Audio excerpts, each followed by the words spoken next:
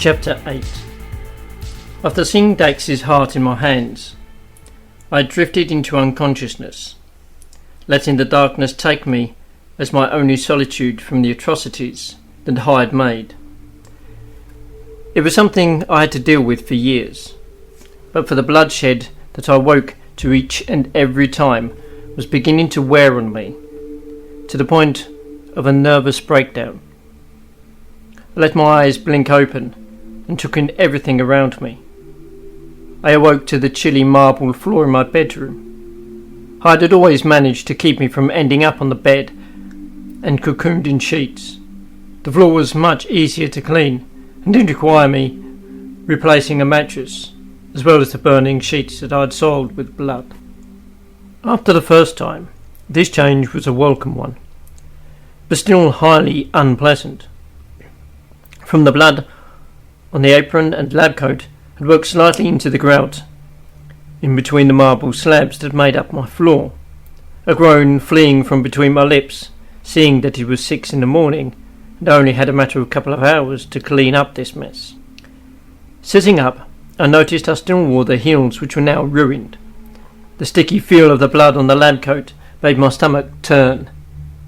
It was a good thing I had plenty in reserve. I kept them on hand because every single one of them, Hyde's kills, ended up just as gory as the last, and I had to rid myself of the horrendous coat on every occasion. "Why me?" I whispered to the empty air around me. 2 nights in a row was very rare. It had happened only this way once before, when I had just turned 20. And now, 7 years later, here I was again, bathed in the blood of yet another man from whom Hyde had used to fulfill her sadistic impulses. When would it stop? I ran a still gloved hand through my hair, moving it out of my face, and not even caring that my hands were still slathered in congealing blood. It smeared across my forehead, slick, wet and cool. There was so much of it that some had dried, but the thicker layers were still extremely tacky. A round of disgust was uttered unbidden as I pushed myself onto my shaky legs, nearly toppling over before having a moment to adjust to the fact that I was still wearing those damned ruined heels.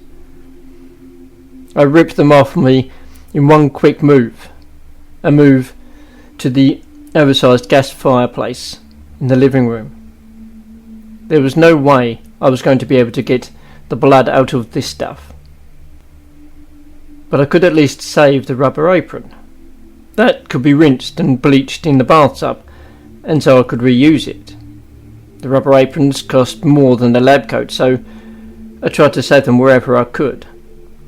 Over time, the bleach started to eat at them, so at some point I would have to replace this. Until then, I was okay with reusing it.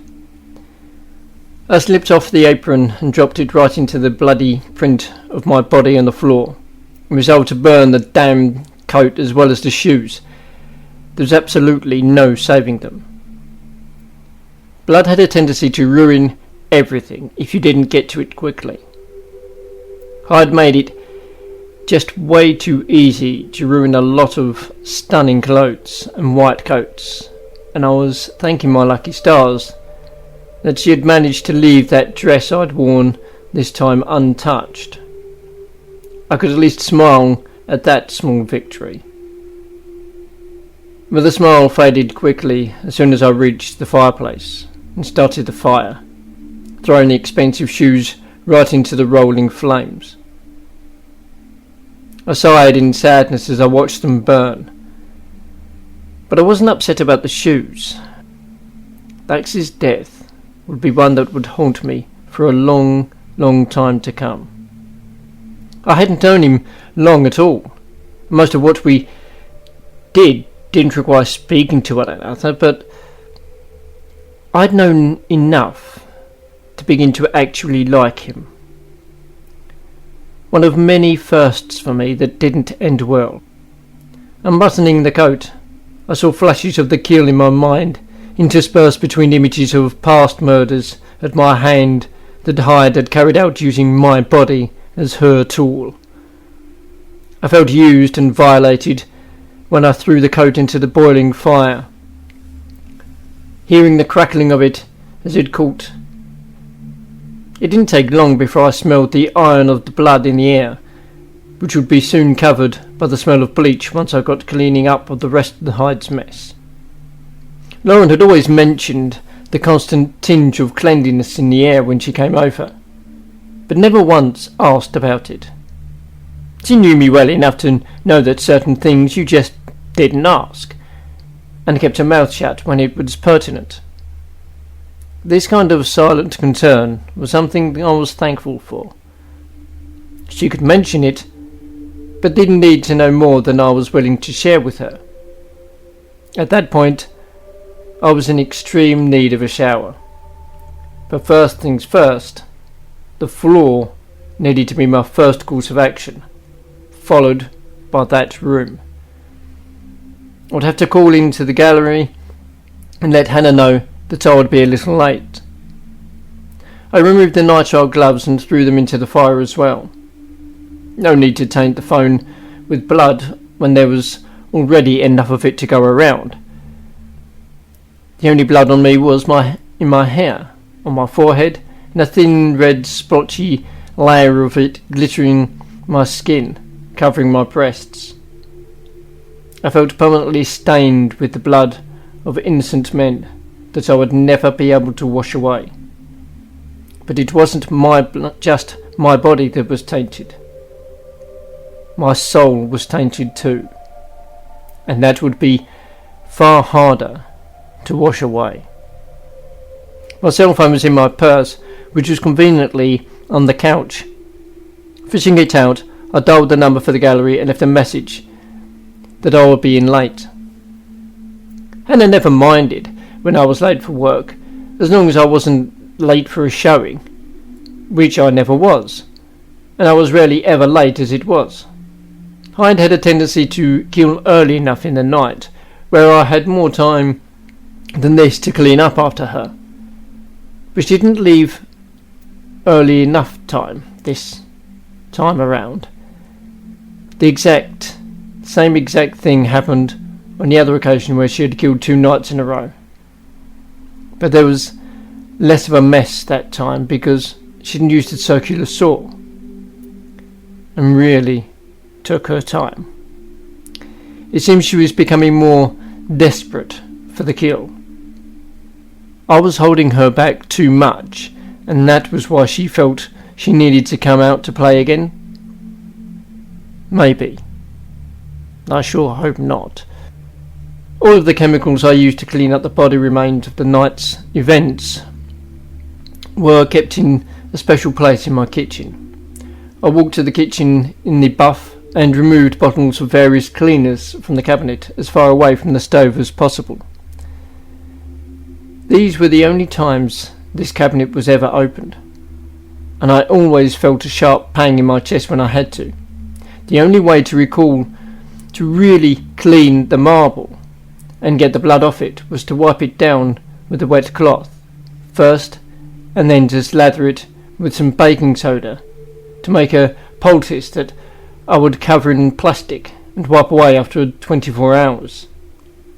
It was painstaking and time-consuming, especially to care for marble, but it was what I preferred. The next step after cleaning it was to shine it back up with a chamois cloth. Once the poultice was applied, I moved to Hyde's scandalous kill room. It wasn't as bad as I had remembered, and would take only a good wipe down with a very good cleaning on the floor, as well as the metal table where Dax's blood had pooled and congealed. Jellied blood was always worse to clean up than fresh, and the only way I found was best to deal with it was to take a spray bottle of hydrogen peroxide and spray it all over everything, letting it sit and bubble as it ate at the protein. Contrary to what I had originally thought, it worked like a charm.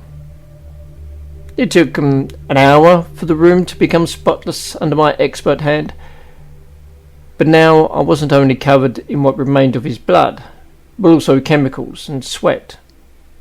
Once the scalding heat of the shower ran down my spine, leaching blood and gore from my hair and my mind, I couldn't help but shed a few tears for the man who had met such a horrible fate. I understood the instinct, but sometimes could control the urge for remorse once it was all said and done. Most of the men I took to my bed I'd murdered were arseholes, who only wanted that one thing that I was willing to give them, and nothing else, taking it without shame and taking more than their fair share. Dax wasn't seemingly like those other men. He had been different in a way that it made me feel like I could want more than just another warm body in my bed. Now, if only I could try to find some semblance of peace before Hyde stripped everything away.